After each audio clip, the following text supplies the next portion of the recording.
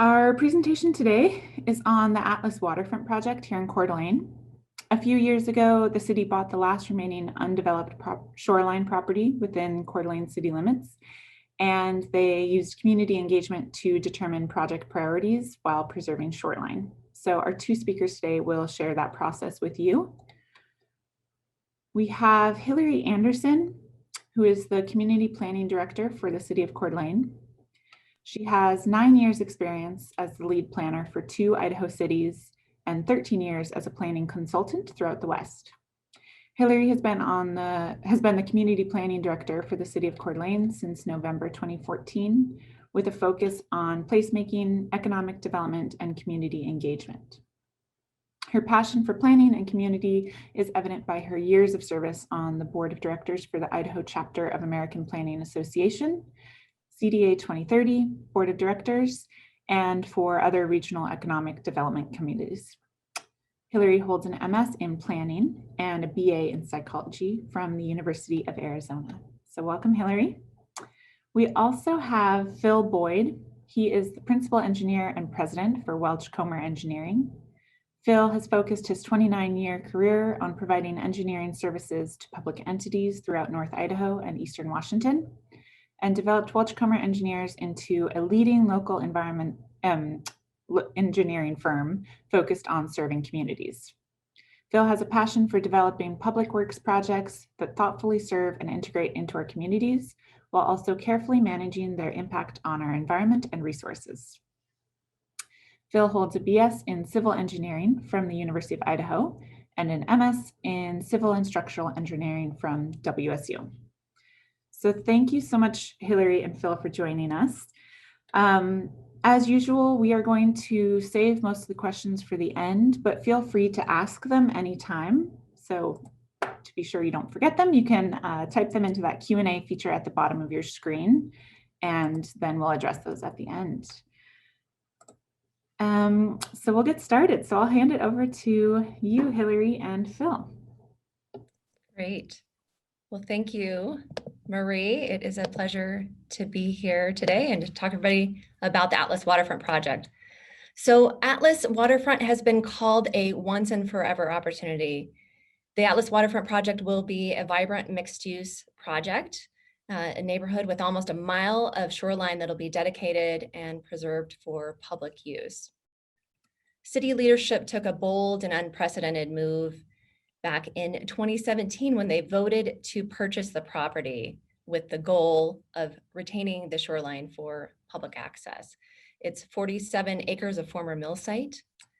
The city officially closed on the property in May of 2018 and began working closely with Ignite CDA, who's the city's urban renewal agency, to engage the public to determine community priorities and to begin working on designing the project and beginning to do shoreline stabilization and development efforts in partnership with Welch Engineers and their subconsultants. So as I mentioned, the site was formerly a mill site, so dating back to 1909. This was established as the Atlas Mill. This was in operation since 1909 until 2005, and then it sat vacant for about 12 years. Has been the last undeveloped property along the Spokane River and even along the lake within the city limits. And so it is its own kind of gem of property. It's had some development constraints. And so that's why it sat vacant so long, because there was some unknown environmental conditions on the site due to the past mill activities. There was also some access limitations, just because the city had come in and purchased former railroad right-of-way through the center of it. And so some things that were kind of unknowns for the development community. So really that partnership between the city and Ignite CDA has opened up funding opportunities for some cleanup and provided the ability for us to dedicate that shoreline to public in perpetuity while allowing development of the upland properties. So today we'll talk to you about innovations and how we've really kind of looked at this project from a different perspective. You know, the ability for public agencies to look at this versus private sector is very different. So we can really engage the community to figure out what are those community priorities and then move forward from that point of view, inspired by community input and making sure that we're being innovative and thoughtful of the environment and surroundings as well.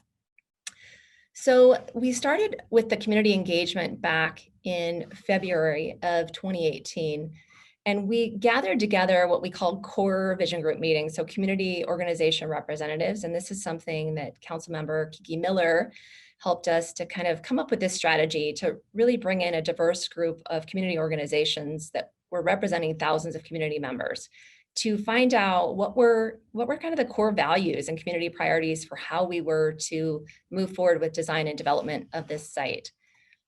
And so we showed the community groups just kind of, what are we looking at here? So this is the property, the 47 acres that we initially had, and looking at it in the context of existing development surrounding the property, kind of the densities, uses, things like that.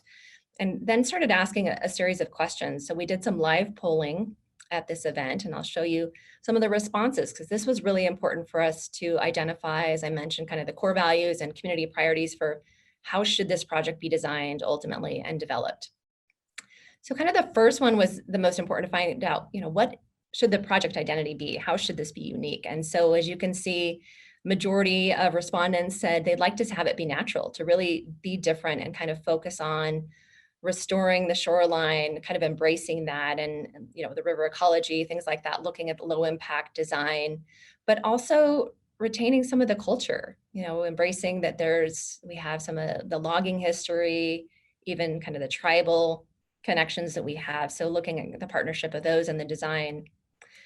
We did ask a question that we thought was really important to find out, are there trade-offs? So in order to kind of preserve this open space and have the access for the public along the shoreline rather than development of the shoreline, what would be the trade-off? Are you willing to allow more intense development? And so the examples we gave would taller buildings, so taller than 3 stories. Would you allow a mix of housing types and maybe smaller lots than you would normally see? And of course, resoundingly, everyone said yes, because this is a unique project and we really want to keep the open space and shoreline for public use.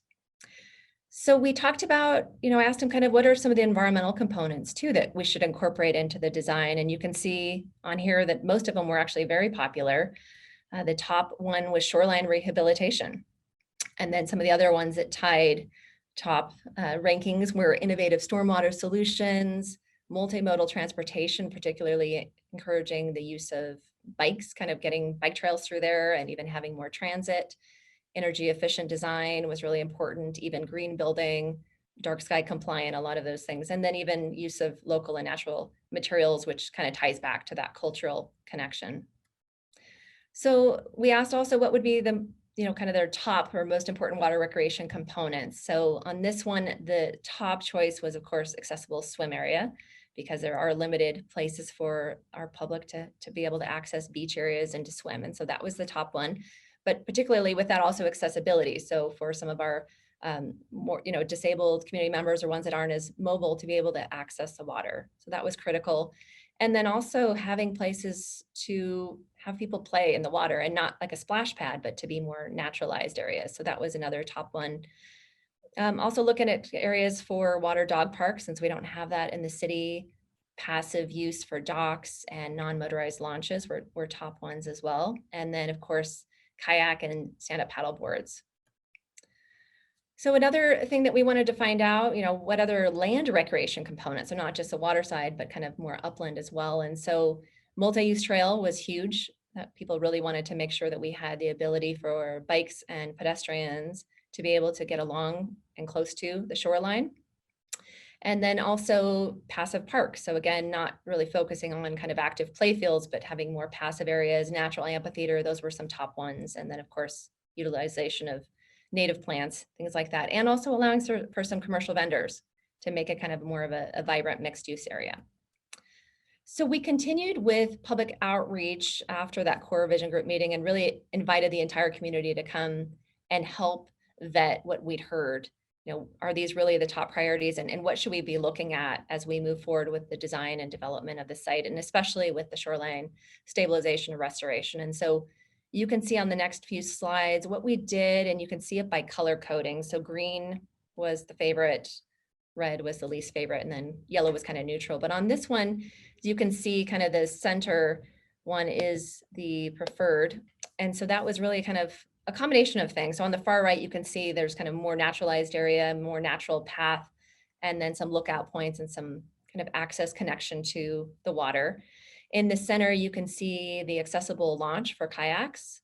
And then on the left, kind of a boulevard design where it's close to the river, so you can kind of relate to have that really important connection with the river. So that was the top choice. The other ones were favored in different ways as well. And I do want to point out on option 3, the far right photo that we've shown here, this one, I think there was some confusion from the public that it was going to be a commercial marina. And instead, the intent was for a day use docks for the public to be able to come and moor the boats while they would take advantage of the park and the commercial areas. So that one we think contributed to how the responses came in, but there was obviously some other features that people liked about those other 2 designs. So we asked as well on kind of, looking at Phil will get into all the details on the shoreline and how we analyze the site and looked at what are the current, or what were before we improved it and restored it, but what were kind of the existing conditions of the shoreline and how did we need to stabilize it, not only to protect the shoreline and prevent erosion and degradation of the river, but also to provide public access. And so you can see a lot of these, the public really wanted to be able to get into the river. And so the one on the far right, where it's the retaining wall with kind of more soil and fine grained rock, that was the preferred because they wanted to get into the river, but they recognized the need to have some other areas that was more naturalized vegetation to stabilize the slope. The riprap, as you'll see in some other slides, was not preferred, but was an important feature. We did have to use some of that as well because it's, it's important with our shoreline stabilization. So this one is looking at more of the mid-height riverbank areas, and the public really preferred kind of getting into the water. Again, as I mentioned, the step feature, the waterfront steps and kind of the amphitheater were really popular. And again, the vegetative stabilization.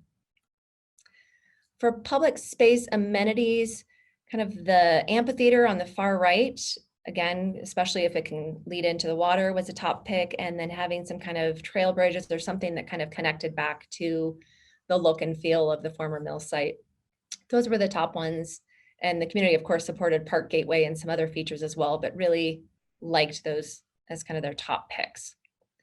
So some other features that were really popular, the swim beach, as mentioned, that's, access to the water, the ability to swim was critical, as well as that water dog park. Those were the top picks. And then they also liked having kind of more naturalized, unique children's play structures that again connected back to the history with the mill. In this one, for the low riverbank areas, the beach was the top pick. And this photo is from NIC, and Phil will talk about how we were able to analyze the shoreline and evaluate, was there a beach there in the past to be able to restore it to that same condition. So that was critical. And then also there was some support for a plaza, those kinds of features with the steps going into the water. Again, kind of the steps, you can see the waterfront accessible plaza on the left was a top pick, and then support also for the vegetated riprap. So Marie, we have a couple of the first 2 live polling questions. If we could do that before I hand it over to Phil. Wanted to first kind of figure out who's in our audience today. So if you can take a minute and fill this one out, please. And we'll see who is attending.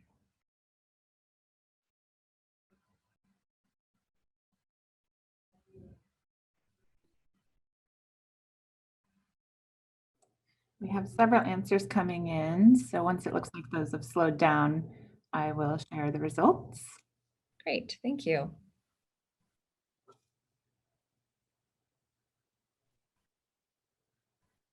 Okay. Looks like they're still kind of trickling in. So please get those answers in if you want to share that. But it looks like we have 87%, so we'll call that pretty good. Great.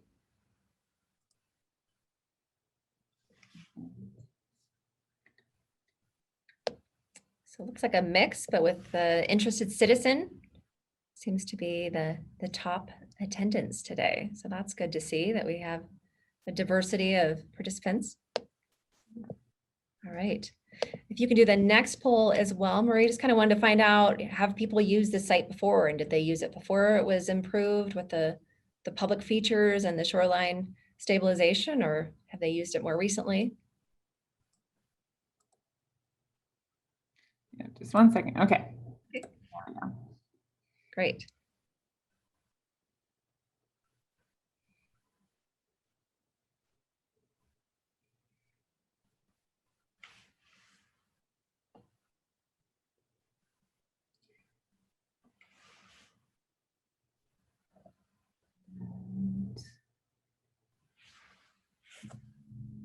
Get those last couple of votes in. All right, so I'm going to call it good there. Okay, so mix, it looks like. And I guess tie of those that have been there recently and those that haven't been there yet. Okay, well, good. Well, hopefully we'll inspire those of you that haven't been there yet to go and visit the mill site and be good stewards of our parkland and project. So with that, I'm going to turn it over to Phil to talk about the coordination that went into this and talking to the different regulatory agencies, the Coeur d'Alene tribe, how we've studied the river, kind of the hydrology of that, the shoreline, engineering solutions, kind of the permitting process, landscape design, all of that, as well as other project features. Okay, thanks, Hilary. So as Hilary said, I was the principal engineer in charge of this project. I guess Marie said that. I'm just going to walk through how we took all the information that Hilary just talked about and put that into ultimately a construction project. So taking the concepts to reality, how we work with the regulatory agencies and the permitting, and then the design and construction. Starting out, obviously it's not just Welch Comer. We did lead the effort and are continuing to lead the effort, but we have a bunch of sub-consultants with us that are moving through it. Heartland and GGLO are real estate advisors and urban planners.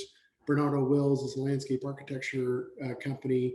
Mott McDonald was key in the shoreline design because they did the river modeling and whatnot, as well as All West testing and engineering, did a bunch of soils work at Anderson Environmental Consulting. And then Innovative Data is a data information that we use for our transportation analysis, so not technically related. But there was a big team associated, and of course 2030 and the City of Coeur d'Alene started us out, and Ignite CDA is the major funding partner, or the funding partner. So I threw this slide up, and you'll have to apologize, it's not very fancy in the design, but I wanted to demonstrate just the workflow and how we chose to approach this part of it. So we took the community concepts, and right out of the bat, we did an initial regulatory review, and I'll show you some of the illustrations and the process we went through. But the primary objective was to make sure we were working as partners with the regulatory agencies. So the ones Hilary mentioned, Department of Lands, the Coeur d'Alene Tribe, not technically regulatory in this instance, but we viewed them that way as a partner, as did the city and Ignite. The Department of Lands, DEQ, Corps of Engineers.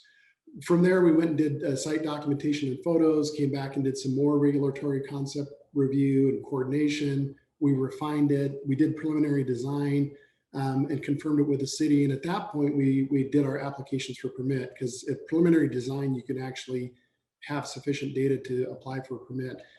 That gave us opportunity to make sure the permits were solid before we got into the final design and ultimately construction. So I'll kind of walk through some of the major components there. I did want to summarize also the community engagement and project meetings. One might say we've meeting this thing to death, but it was important both to our firm, Hilary's team, City Ignite, that we really channeled what we heard from the community, as well as being heavily engaged with the regulatory agencies. And I bolded them there, and you can see how early it started with the coordinating with the agencies, and both in office meetings, and then we did a waterfront tour so the entire group could see the shoreline from the water. We did walking tour with KEA, and the whole idea of that approach was to get feedback before we get way down the road, because there's lots of great ideas that came out of all those agencies and out of KEA, and we were able to incorporate some of their observations in the design process. Centennial Trail was same way. They have a big component here in the Coeur d'Alene Pet Bike Committee, because there's major trail run through the site. So the initial community concepts and regulatory review, this was a very early concept. And the reason I put this one in is because it shows right out of the chute the value of coordinating with agencies early on.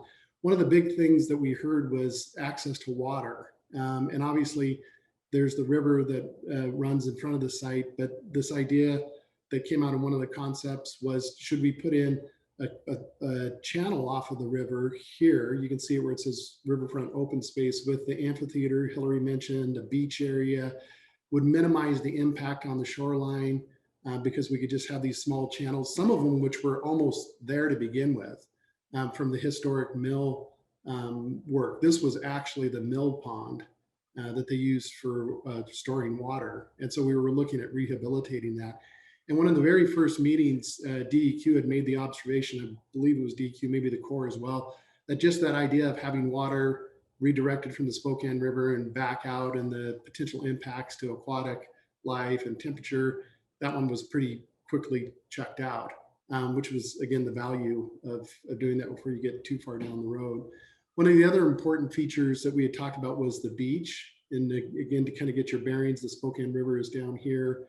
You can see that the mill pond is still shown in there, but this area had been substantially modified because when you went out there and looked at it, you could kind of tell it wasn't a beach, or wasn't. It was a mill pond, and as well, a really ancient mill pond, probably in the early 1915, 1920 time period. And so we wanted to restore that area and had talked to the regulatory agencies about how we do that. And so this is an image looking west, and you can see the river would be here on your left. And you can see where they had dug this area out and piled the soil up here, and the old railroad grade sits over here. And we speculated that this was had been just a beach similar to NIC. And as we talked through with the regulatory agencies, would we be okay restoring that if we can demonstrate through soils analysis that it was a beach? And they said yes. So again, before we got too far down the road, we headed down that path. And this is kind of what it looks like in cross section. Even the topography, when you kind of mapped out the topography, it made sense that there was probably a shoreline there. A couple of other areas that we were just demonstrating how we would stabilize the shoreline. And these are early concepts, and they're intended to be pretty general because we didn't want to get a ton of work done before we had received feedback from the regulatory agencies. Once we had kind of general feedback from them, we went out and did a pretty robust site data collection. Here is what the site used to look like. I have to look at this photo occasionally because it's changed so much and you forget. You can see what the main part of the site looked like. That log chain, that historic log chain that Hilary showed early on in the first slides, that actually existed right up here in the middle of the site. So that's why that inlet was there, is they had pulled that out and the log chain went through there. This is what the shoreline looked like, and these are a winter pool. And we took both winter pool and summer pool pictures, but you can see the condition of the shoreline, a variety of soil types. These soil types are clearly not native here. Back in the day, the mills probably created real estate by simply dumping soil over the bank. This is unconsolidated fine grain material. And you can see there's just a variety of materials in here, as well as bricks and other things that we cleaned up out of the site. So we went out and we were collecting this data, but we needed to put it into a condition that would be easily understandable when we're reviewing it with the regulatory agencies. So Ashley Williams, an engineer in our office, did a really fantastic job analyzing the data, creating this GIS model, and working with Mott McDonald as we started to move through the hydrodynamic analysis to try to really understand the erosive nature of the soils, what was causing it. Was it wind waves? Was it river flow? Was it boat wakes? Which I'll talk to you about in a little bit here. So we went through that process. DEQ, another substantial partner in the process, helped us evaluate contaminants, because if we were going to go touch that shoreline, we wanted to make sure we understood what was there. And this was another coordination point with the tribe and DEQ and the Corps of Engineers. We wanted to be really careful about what we were doing there. So Steve Gill and his group at at DEQ are just are great partners, have been from the beginning. And I think Steve Gill and Mike Gridley at the City of Coeur d'Alene can probably be considered the fathers of this project and really getting it moving along. So we did that analysis for contaminants. We also went in and did quite a few borings to understand what the shoreline looked like. And this is the beach area I mentioned to you, where we went in here. These are test pits we did where we dug cross sections through the site to understand what the soil was looking like. So we took all that data and we went back to the regulatory agencies for concept refinement. And at this point, we had done more public meetings to develop a greater understanding of what we thought we could do there and what the public was being receptive to. And as what Hilary said was, water accesses, natural environment through there. And those were kind of the two big things. We took the approach where, and I've heard both sides of this is, why didn't you make it all accessible where you could get into the water at any point? Well, just because of the nature of the bank elevations, you couldn't really do that without doing massive earthwork. Plus, that only recognizes the human component of our world and not all our other species on the planet here. And so we wanted to do things where we could still retain some vegetation along the shoreline and create shade in the water and potentially habitat all through there where people actually couldn't get to it. So we were directing people where we wanted them to go. And that's what these big red areas are shown here. But then these other undisturbed areas were intentional that we didn't want people to go there. So we went through and developed all these different types of shoreline stabilization. Some of it was just enhancing a little bit of it, but not doing much of anything to the shoreline. Other parts of it were really substantial. So these are examples where we took cues from the public. So this is a path that, where public would scramble down to get to the water. Well, this was the concept that we showed the communities and the regulatory agencies that we think we're going to go do something like that to just acknowledge that and channelize people to that area. This is another example. This is where the historic log chain was, and this was a heavily disturbed area. These trees over here on the west side of it were ready to fall in. And so the idea of putting these seat steps in there where you could get down to the water was appropriate areas. So let's go do the heaviest impacts that are in areas that are already heavily disturbed. So that was a targeted area. This is what the original concept looked like. And these obviously got refined as we moved through the design process. This is another cross section through there showing how we were going to deal with the below ordinary high water areas. These are some also some concepts at this point where we were showing them what we thought we would use to stabilize it. And the reason I call them still concepts at this point, that they look really refined, is we hadn't exactly confirmed how this configuration would be because we hadn't done the hydrodynamic analysis at this point.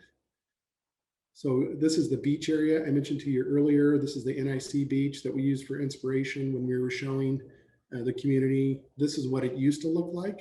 And I'll show you some pictures. And again, you can kind of see this red line denotes where we had anticipated the beach might have been. And you can kind of see that they had, back in the day, went and excavated out this area to create a mill pond and piled it up along the river's edge. And this is where we did the actual science to back that up. And again, just trying to validate what we thought was true and confirm it. And so we went and did these big test pits, which this blue line indicates, where we excavated across the bottom. And of course, as one would anticipate in a pond, the upper reach was filled with silty material. And then we got into native, well-graded gravel, which you would expect along a river shoreline. And so that was evidence enough for us and the agencies to move forward with that idea, the City of Coeur d'Alene.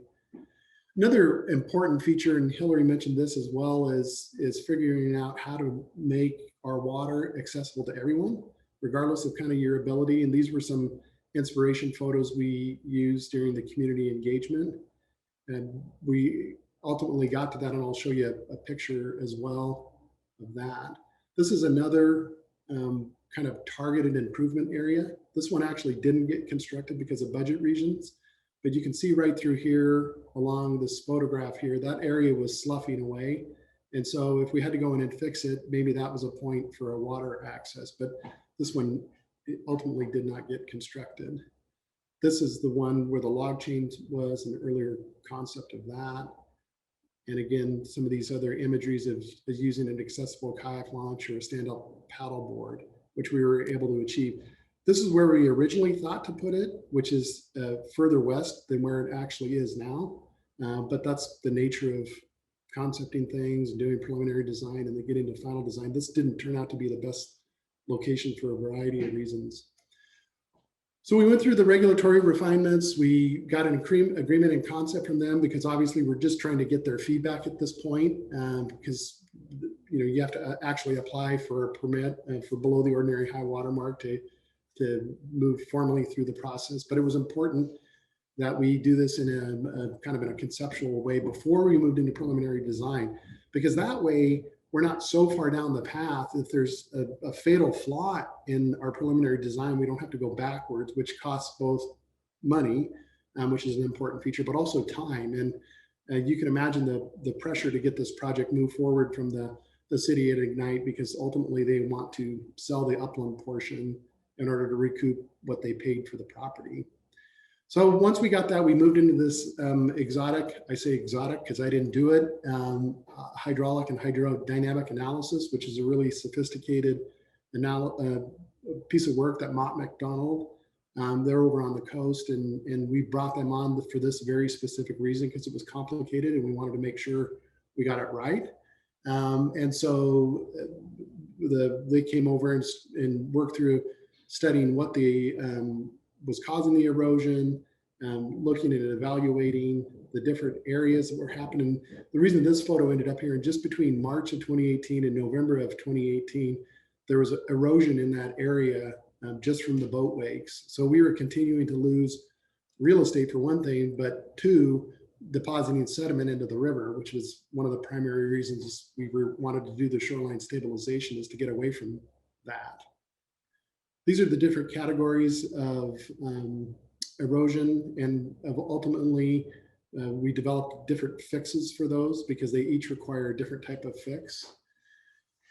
The thing that's interesting about the Spokane River is it's moving in three directions. So it obviously flows towards Post Falls, but it moves up and down vertically as the pool is drawn down, but then it moves side to side as the surf boats go up the river and create a considerable amount of erosion. One of the first places we had tossed out to the city was, why don't we just make it a no wake zone? And at the time that wasn't considered to be a viable alternative. So it's still not a no wake zone, but maybe that will change. There was a wave analysis based on wind, because that can be significant if you have a long reach, but here it was not the controlling feature. This was the controlling feature, probably not a surprise to many of you. The surf boats created a considerable amount of erosion because it's so narrow, and the waves don't become attenuated and lose their energy as they move towards the shoreline. So that was literally what drove our design in figuring out how to deal with what was happening here, the erosion under the roots here. That was a particular idea that Shane, the engineer that worked on this from Mott MacDonald, had come up with.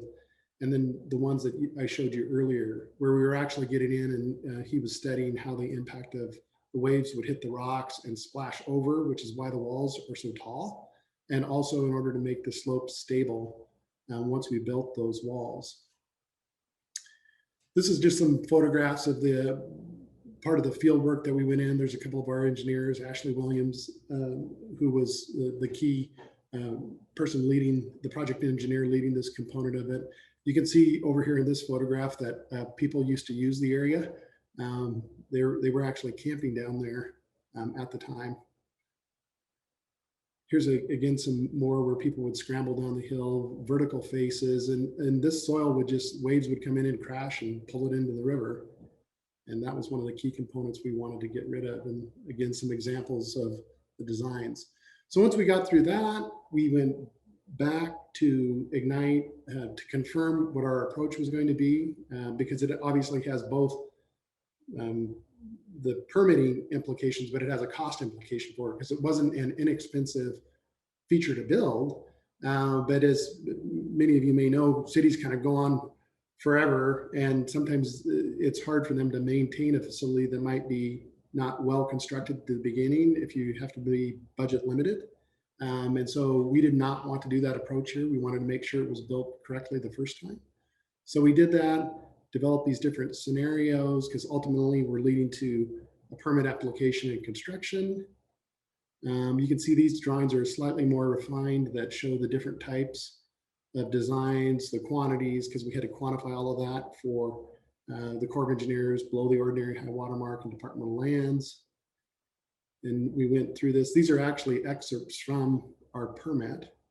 Once that was done and we submitted our permit, we moved into final design for our construction documents. And this is an excerpt literally from our construction documents. And one of the challenges with construction documents is making sure contractors understand what they're bidding on, because this was a bid because it was a City of Coeur d'Alene project funded by Ignite.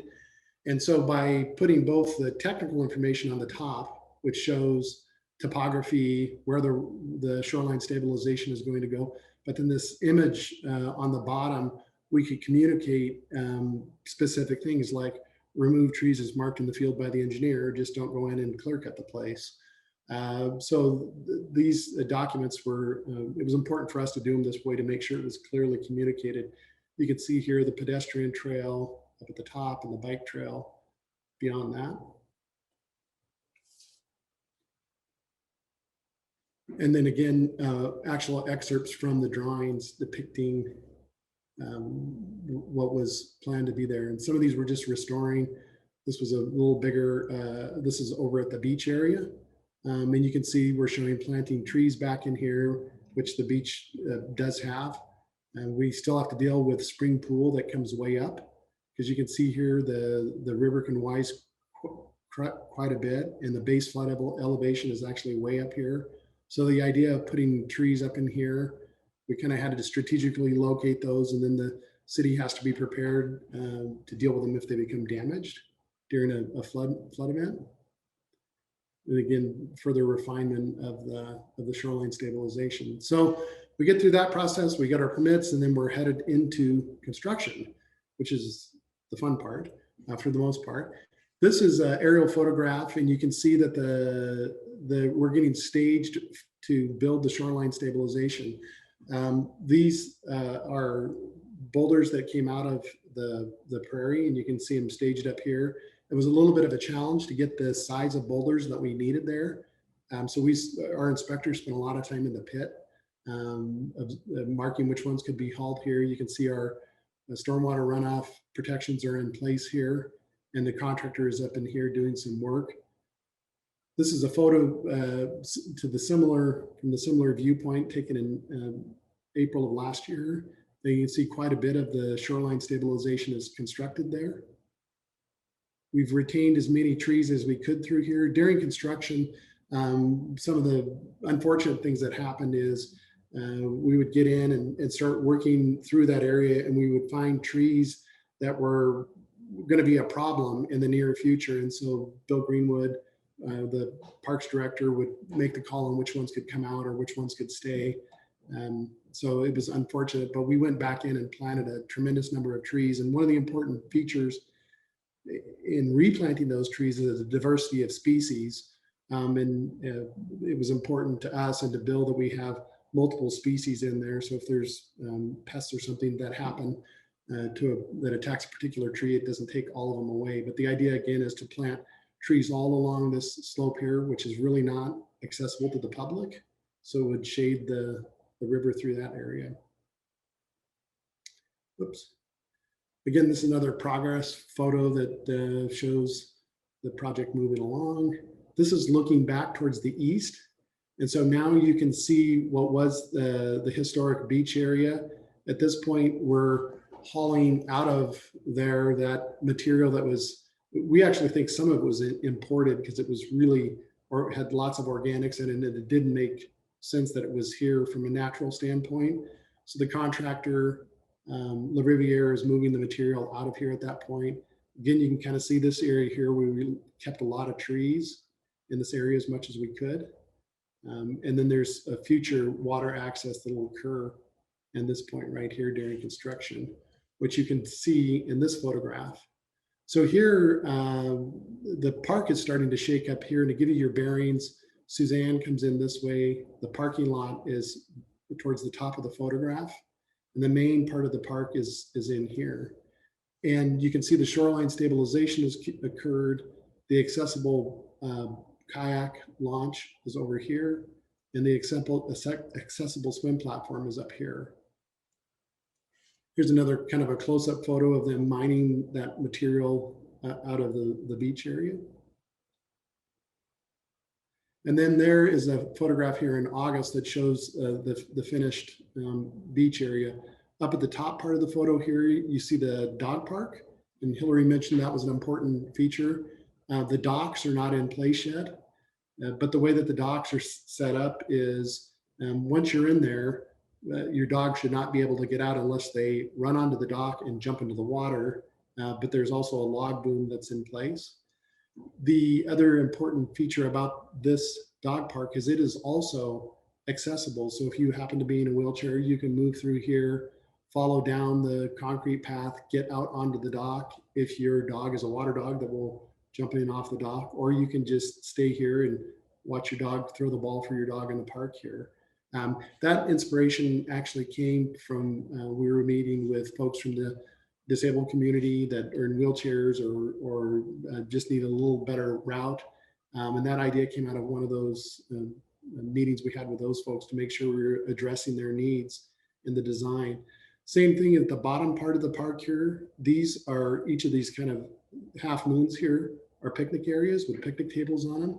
This one at the bottom of the screen is fully accessible. So you can get here and take an ADA accessible grade all the way down to this swim access right here. And this is where you can actually roll yourself into the water, become buoyant, lash your chair to some hand railing that's in there, and then swim away.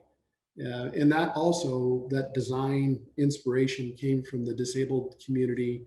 And ultimately we designed it to pool standards because we could not find a standard for a river.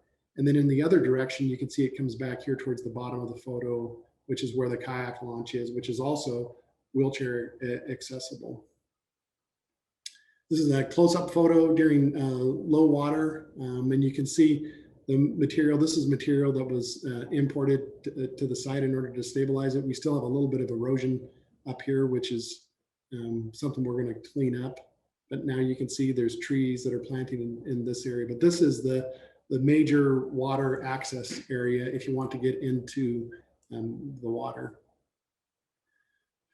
Show you a couple of construction photos, but because it was quite a sequence of construction. We put in foundation stone here. You can see that there's a fabric that separates the fine grained soils so they don't migrate out.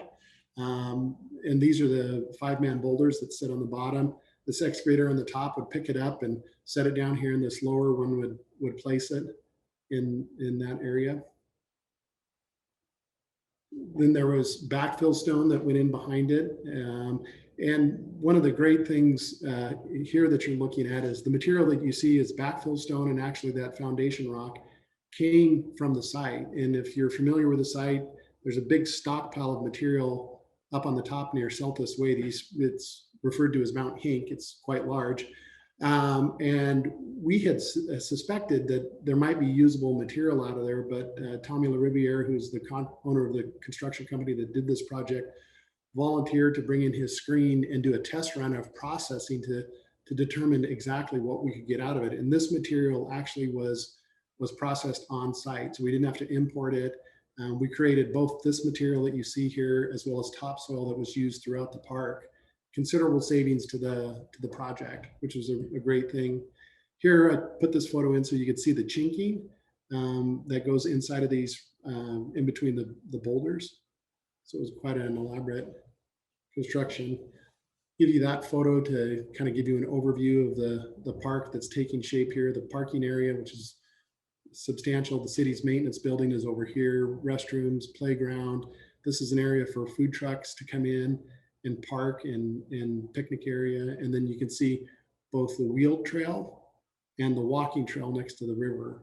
And that was, again, by community input, that it was important to them that the walking trail be closest to the water. And I think it's turned out quite nice. This is the photograph of what I was mentioning to you earlier, that when we were processing materials out of Mount Hank, you can see Celtice Way here, and the material being processed. Long range, we intend to continue to do that in order to reduce this and kind of recycle a resource, as opposed to go buy new. Let's recycle it here and put it back to good use. A couple more photos, just looking at that. This is another picture of the beach, and you can see the hydro seeding here. One of the really unique features here about the seeding in this area, and we've heard this reaction is, gee, why are you planting grass so close to the river? And it's going to get fertilized, and the fertilizer is going to end up in the river. Well, Bill Greenwood, the parks director, early in the process had come up with the idea, I won't forget him coming to this meeting. He says, hey, I think I want to use microclover because it creates its own nitrogen and we don't ever have to fertilize it, and it doesn't require much maintenance. So everything on the water side of this wheeled trail here is microclover. And the purpose there was so Bill doesn't ever have to put fertilizer on it, which is a positive thing next to the river. He is worried a little bit about the number of bees that it attracts, but he says he'll deal with that, and the trade-off was worth it to him. A couple more photos just showing this is the walking trail here. We put this fence along here because we're just worried about the public getting down to this area. There are people that still try to get down here and fish off of the boulder wall.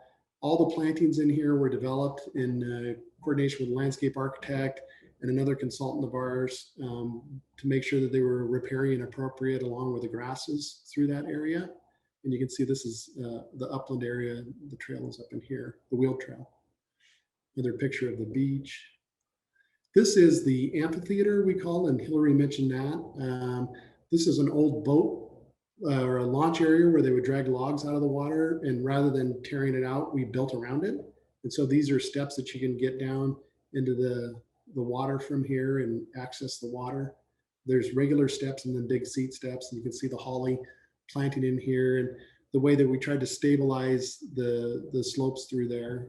This is actually this winter, so a lot of it's still dormant. A couple more construction photos to see how those were built, and the idea here again is to direct folks where to go. This is before the rock wall was built in this area, and the soil was so unstable because it wasn't meant to be there. It was deposited there by the mills. This is a small stair access, and it's just under construction here.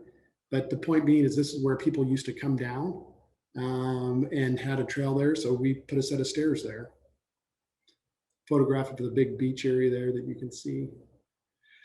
And this is, I mentioned earlier, I wanted to put this photo in to see how the construction of the accessible swim area was. And this is all your ability to come down through here, wheel yourself into the water. Obviously, this is during low water. So with that, I will turn it over to you, Hilary. Thank you, Phil. So yeah, Phil covered all of the great details on the project and how the community input really did drive design, as well as looking at kind of the innovations and how do we approach this shoreline stabilization, and even the thing with the microclover, which is great for all the reasons he mentioned, as well as that it is honeybee habitat. So we're very excited about the project, and it is open for public use. So if you haven't been yet, we invite you to use it. We want to kind of leave you with this last remark before we go to Q&A as well, that we want to have this be a resource and an amenity for our community members in perpetuity. And so we need people to continue to be good stewards of the Atlas Waterfront project. And so a few things to just keep in mind, respecting the ADA swim access, that really is for community members that need it. We had some early vandalism that took place with some teenagers that thought it was fun to kind of jump on it, and that caused quite a bit of expensive repair. And of course, we want to maintain that. Also, of course, cleaning up the dog waste. So we have a dog water access park, but also just, pets along the trails and other areas to make sure cleaning up pet waste is really important.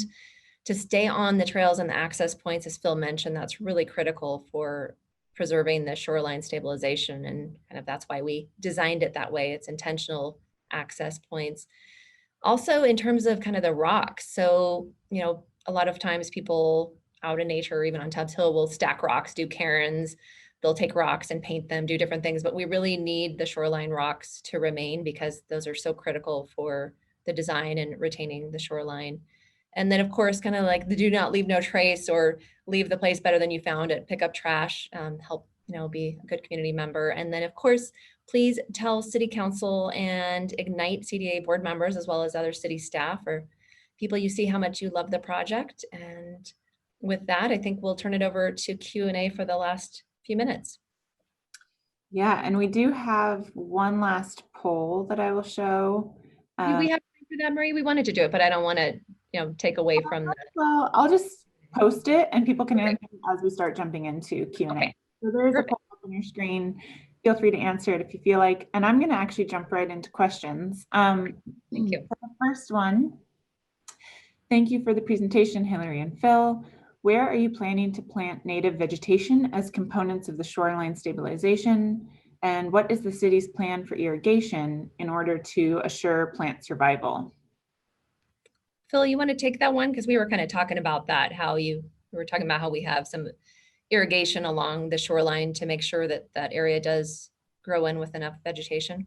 Yep, that is a good question. And essentially everything where there's existing trees here, where it's not accessible, all the plants that are in that area are native and appropriate for that zone, as well as the grass that's in that area. And I couldn't tell you what they are, but our landscape architect and our biologist and Bill Greenwood were very diligent about picking the plants.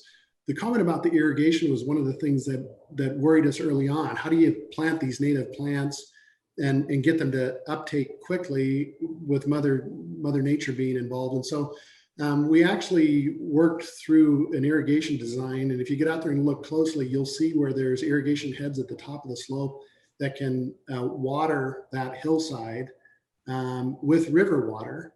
So it's not potable water. There's actually a pump station in this building down here that pumps water out of the river and irrigates the entire park with river water. So it doesn't have any chlorine in it. And Bill Greenwood has that on we designed it as a separate zone. So once the plants take and we can stop watering them, he can just simply shut that zone off and we don't have to use it anymore.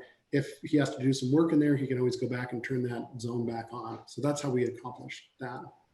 Great. So really quickly here, I'll share the results of the poll so people can see it. Looks like people are very excited about lots of these facilities that you have planned. I think it's amazing that you were able to fit so much into that area. So I'm going to go to another question. And we actually have two questions on this, but did the soil samples along the shoreline reveal any toxins or contamination? And if so, how is that remediated? Interestingly, they did not. We all speculated that it seemed like it should. And Steve Gill, as I mentioned from DEQ, but along with John Welch from Tetra Tech, his consultant, did a bunch of analytical work out there, as well as, I should have mentioned earlier, archaeological work, where they did a consultation and looked at potential sites through there and found neither of those. So I guess the simplest way to say it is the site was cleared from both archaeological and contamination standpoint in order for us to go in and do that work, which was the key question that we started with because we were worried about that. Yeah, that's really amazing. And yeah. Will the old pilings be removed? So, there's no plan to remove those pilings as part of this project currently. It's a little bit of an expensive endeavor, and one of the features of those pilings is I know it becomes a navigational hazard if you're zipping down the river at 30 miles an hour, but it also, because it's a navigational hazard, keeps people away from the shoreline and provides a certain amount of protection. So it's not part of this project. We actually wanted to repurpose them, and we had a log boom that continued all the way down the entire length of the project in the project. It didn't make the budget cut, so to speak, because there was a fixed amount of money to build it. And we were actually going to recycle some of those pilings, but it's not part of this project. We frequently get asked that question, and I guess it'll be up to the city and Kootenai County. We do have just a few more minutes, so I'm going to keep asking questions as long as we can. If anybody has to jump off, I understand. We have a question: how do you protect the public from excessive wakes? And I think they mean probably from the swimming and things like that. That's a good question. So you don't see it in this photograph because it was put in later. And the reason it came later is there's a log boom that starts at this point right up here. If you see this piling at the east end of the project, that's actually USGS gauging station. And we now have a log boom that continues similar to what is at NIC all along the swim access areas and down to here. And there's a little access that you can take your stand-up paddleboard and your kayak out of that area if that's where you want to go. Or if you want your young kids to stay within the pilings, they can stay within the pilings. Or if you're down here swimming off of the ADA access, you're behind that log boom. Those log booms attenuate the waves a little bit, not substantially, because their primary purpose is to keep boaters from beaching up onto the beach, accessing the beach area here. But it's not shown in this photograph, but there is a log boom out there now if you were to go out and look. Plus it keeps your dog from swimming away. Yeah, which is really important for my dog. Right.